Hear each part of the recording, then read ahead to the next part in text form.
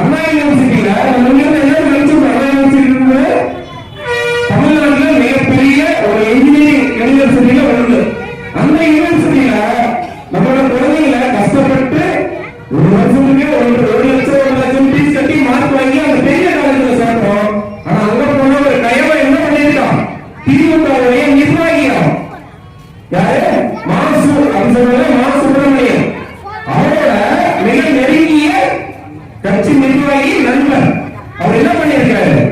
ஒரு பொண்ணு தவறான விஷயத்துக்காக தூண்டியிருக்காரு, பயன்படுத்திருக்காரு, கட்டாயப்படுத்திருக்காரு.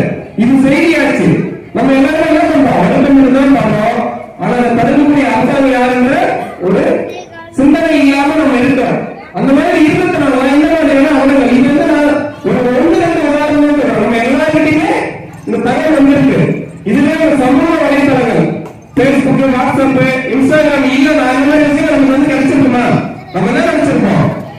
இந்த ஜாதக மாடல் அரசு தேவையாக பாலாக ஓடுதுன்னு எவ்வளவு இருக்கிறாங்க ரெக்கார்ட்ல எழுதி வச்சுன்னு நாங்க நல்லாட்சி தாவோம் நல்லாட்சி தாவோம். எங்கேயா நல்லாட்சி இருக்கு?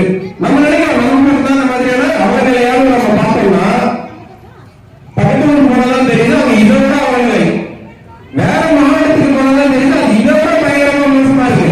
ஆனா அவங்க என்ன நினைச்சிட்டு இருக்காங்க?